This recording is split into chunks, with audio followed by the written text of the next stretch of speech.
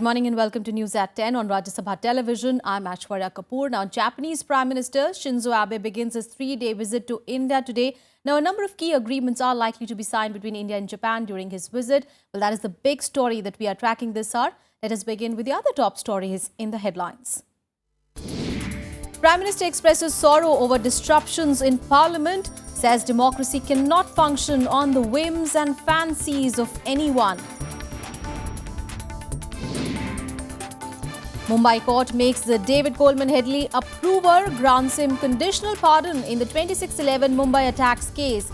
US claims big success in fight against Islamic State. Claims finance chief of militant organization killed in airstrikes.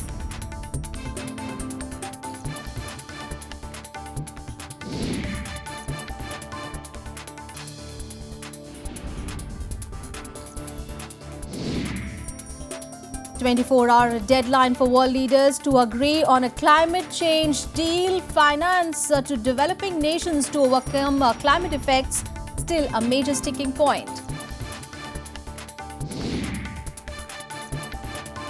And National Green Tribunal bans use of plastic between Gomukh and Haridwar along the Ganga river, order to take effect from 1st of January next year.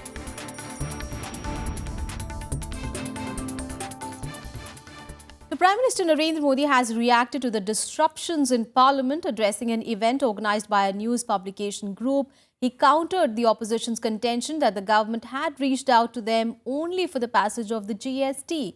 Instead, Modi linked the disruptions to losses for the poor in the country. The Prime Minister on Thursday reacted to the disruptions in Parliament. He asserted that democracy cannot function at the whims and fancies of anyone. Without making any reference to Congress, Modi said democracy cannot be restricted to elections and governments alone. आपने देखे होंगे इन दिनों जरा ज्यादा देखने को लगते हैं मेरी मर्जी मेरा मन करता है मैं ऐसा करूंगा क्या देश ऐसे चलता है क्या मनतंत्र से देश नहीं चलता है जनतंत्र से देश चलता है आपके मन में आपके विचार कुछ भी हो लेकिन इससे व्यवस्थाएं नहीं चलती है Modi said the poor are not able to get their rights as legislations are stuck due to the disruptions. He also said the government is requesting that Parliament should be allowed to function. हम एक कानून लाए हैं जिसमें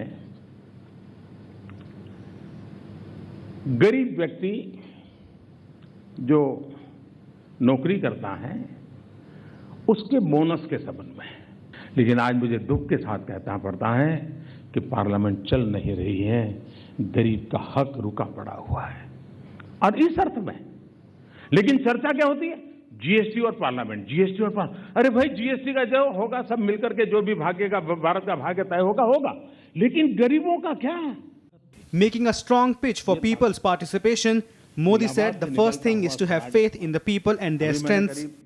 आजादी के बाद जन भागीदारी से अगर विकास यात्रा का मॉडल बनाया गया होता तो शायद हम सरकार के भरोसे जिस गति से चले हैं अगर जनता के भरोसे चलते तो उसकी गति हजारों गुना तेज होती उसका व्याप उसकी गहराई अकल्पित होती The Prime Minister's remarks at an event in Delhi come in the backdrop of the National Herald issue that cast a shadow on Parliament for the third day in a row.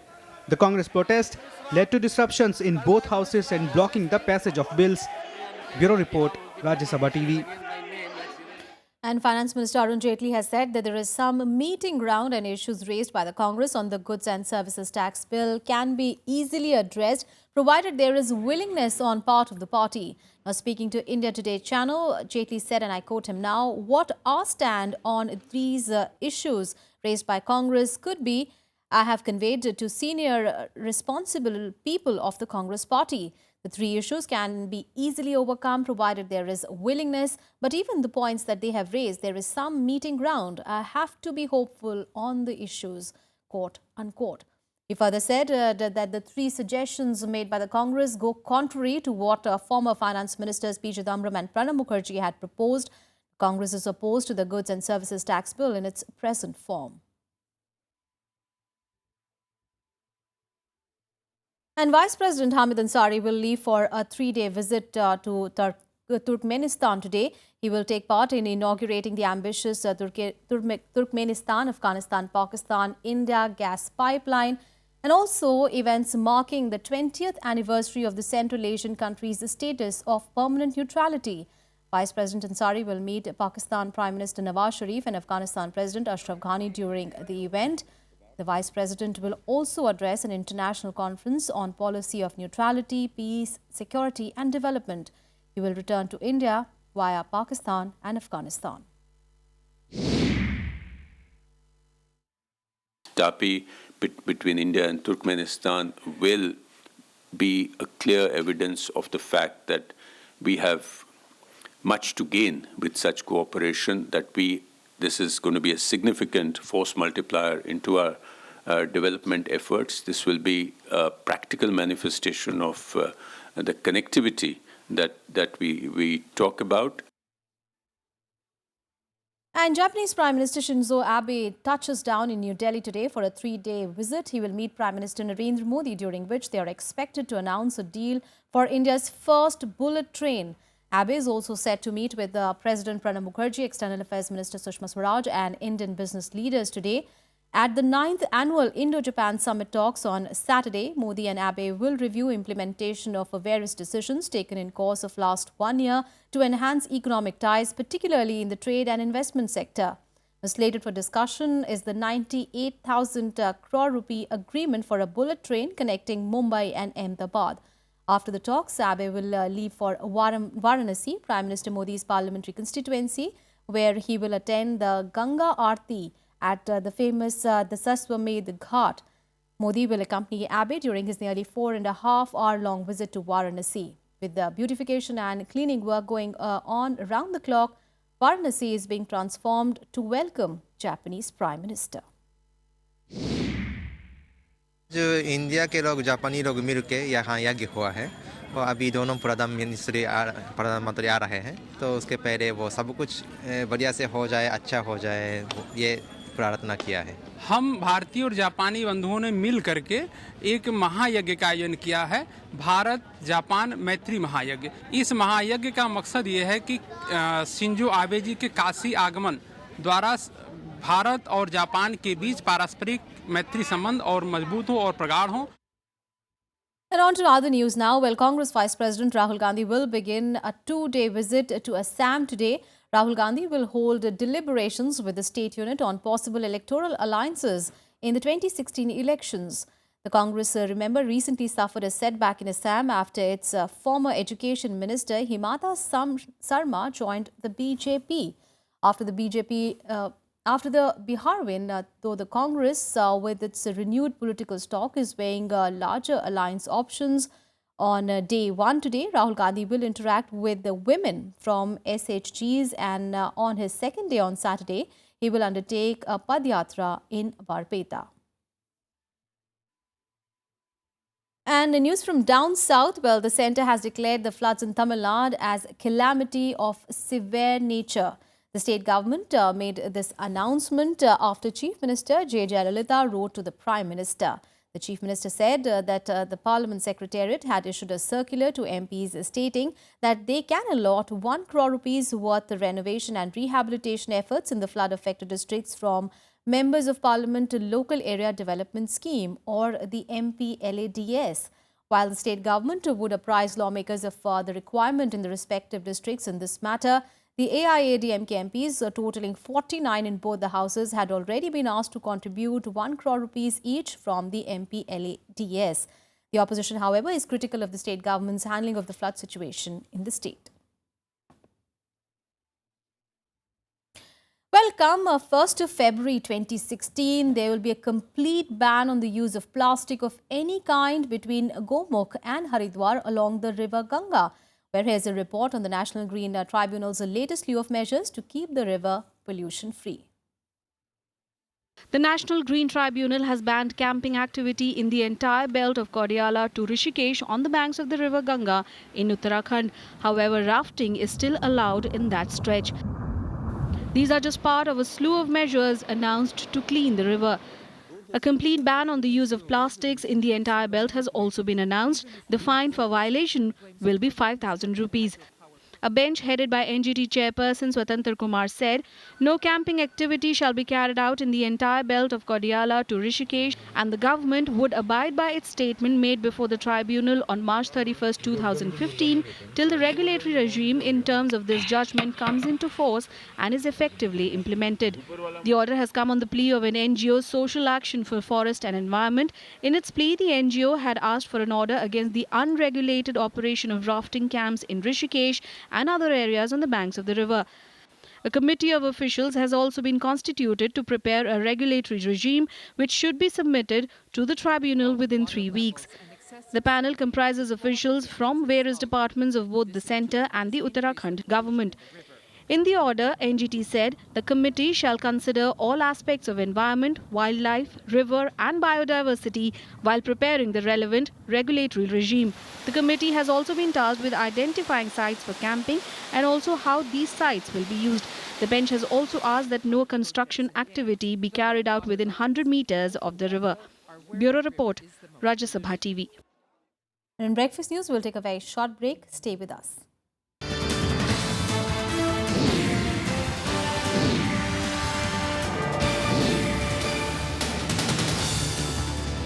Hello and a warm welcome to It's My Life. Let's meet Kavita Rao this time. Rama Rama Rama Viyalo, Ramane Sri Rama Viyalo. I am a very thorough non-vegetarian. I love chicken and keema. A, B, C, D, E, F, G. G में से निकले Gandhi ji.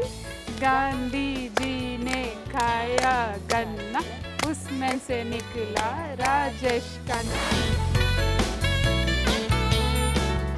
Watch me on It's My Life, only on Rajya Sabha TV.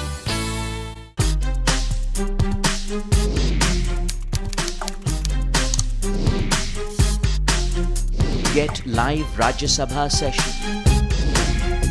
News, views, reports and analysis you can trust on social media.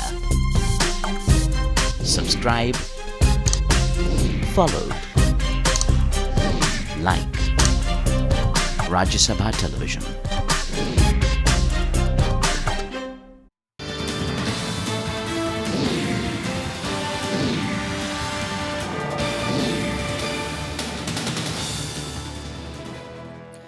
Well, a court in Mumbai on a Thursday pardoned David Coleman Headley in the 26/11 attacks and made him an approver in the case. Headley, who appeared through video conferencing from an undisclosed location, has been set some conditions for turning approval.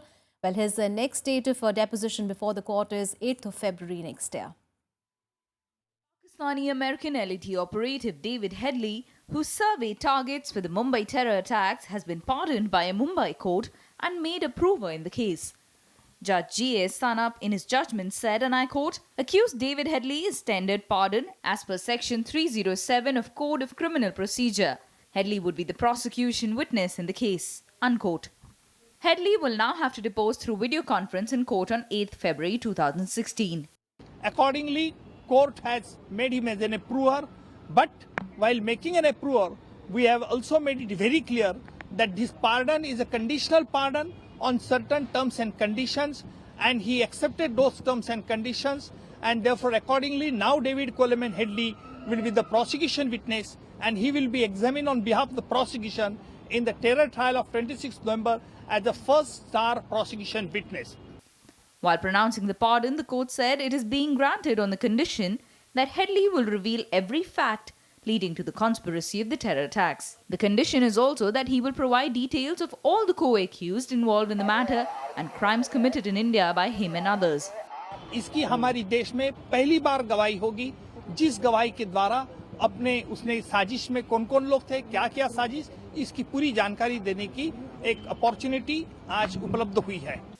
After hearing the conditions set by the court, Headley, who is undergoing a 35-year prison sentence in the US and who appeared through a video link from an undisclosed location, said, yes, I agree to the conditions. Headley is the only other living witness who is privy to the entire event as to how it unfolded. His having agreed to turn an approver is a mega development in India's favor. He is aware of the entire role played by Hafiz Saeed as well as Lakshmi. He is also aware of the role of the ISI. It has been a significant development in this case so far, since he has been the one of the players right from the beginning in the whole conspiracy which unfolded. And I feel we'll get very valuable information from him. Headley is allegedly to have visited India 5 times between 2006 and 2008, drew maps, took video footage and scouted several targets for the attacks, including the Taj Hotel, Oberoi Hotel and Nariman House.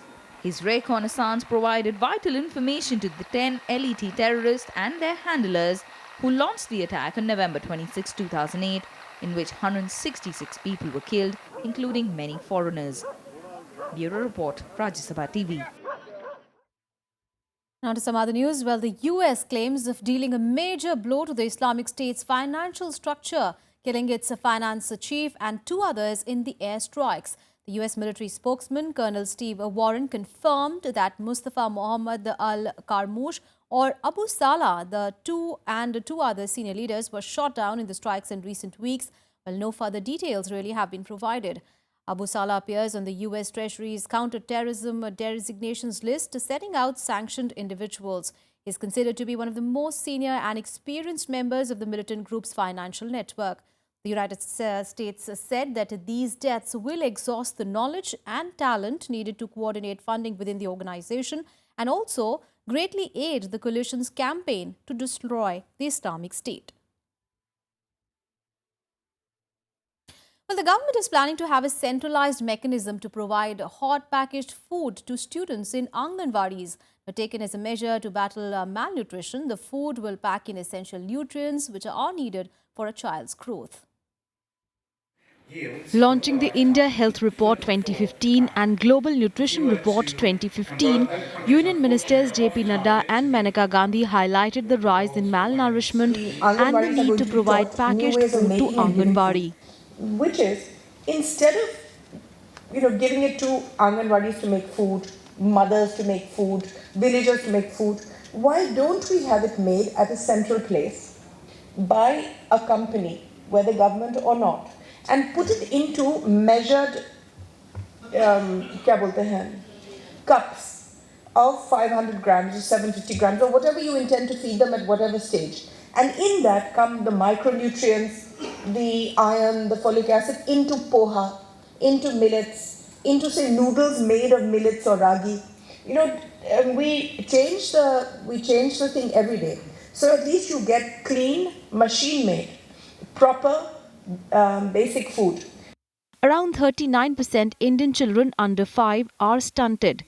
This compares with the global figure of just 24%. Stunted means these children are not fulfilling their potential either in childhood or as adults, and their brain and immune systems are compromised. We hear about malnutrition all the time, but let me break it down for you. Often we go around, we see children who are only this high, the size of, my 5-year-old child, but that child may actually be 10 years old. So this is called stunting, when children don't reach their full height. But what that is a marker for not being able to go to school, not being able to hold on a job, being 2 or 3 IQ points, less smart. And there is no reason to disadvantage children that way. Even today, even though we've had improvements, 39% of our children are stunted.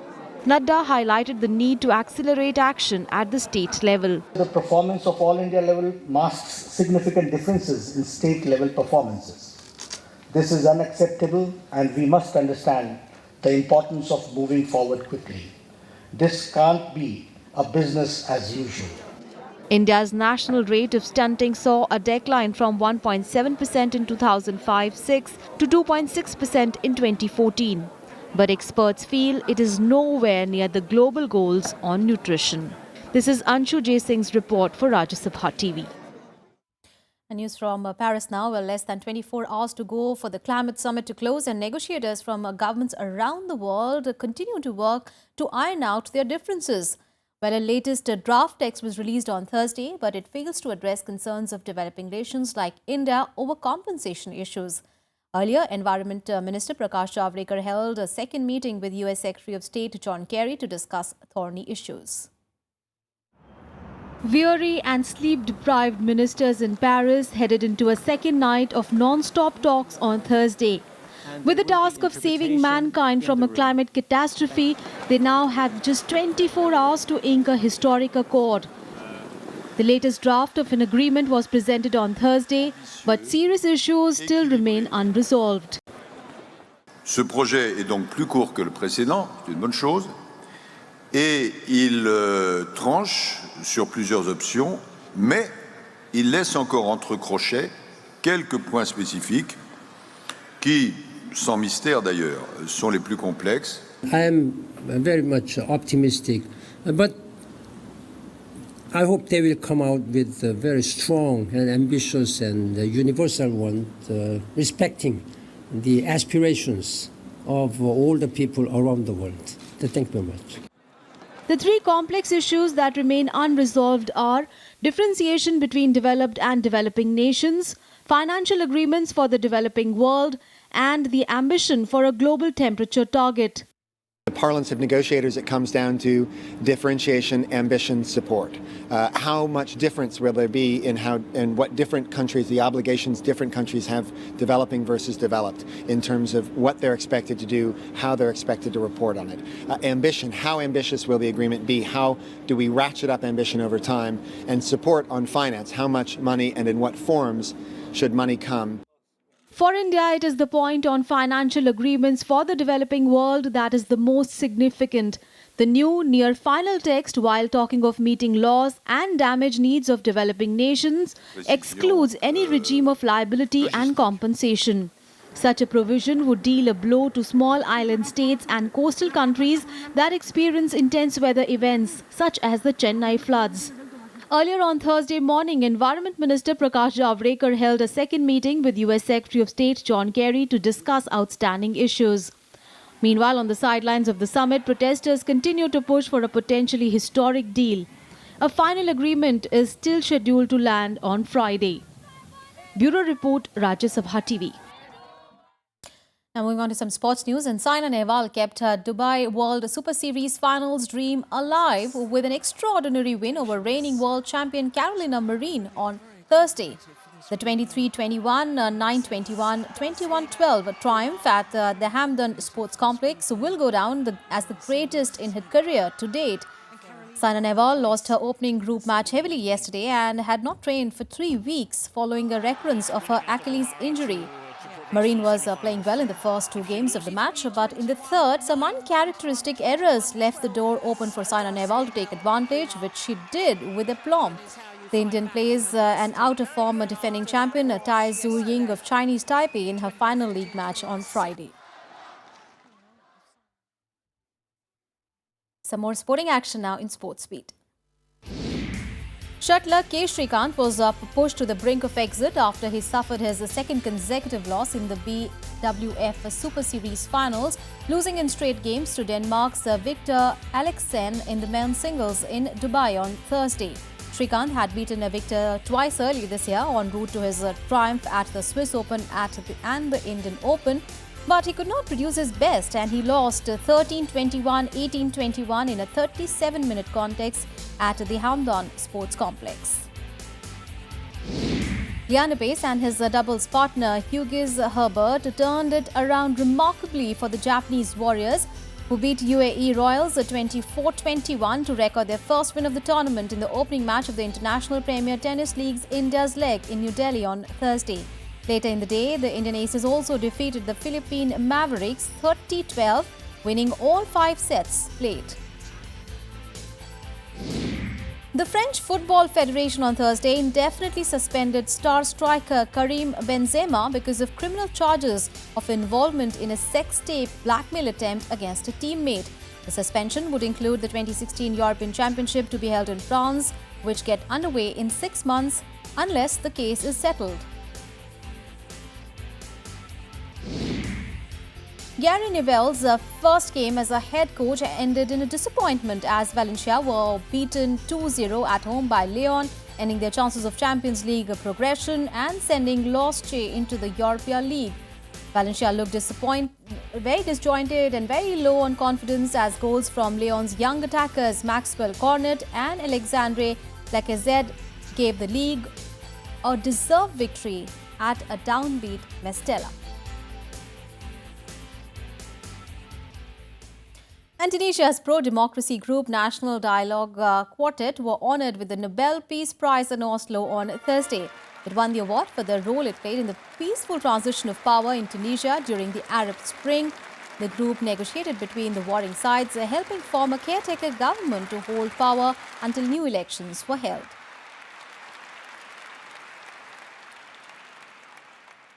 Well, that's all in this edition of news, but up ahead is Parliament news in both English and Hindi. Keep watching Rajya Sabha TV.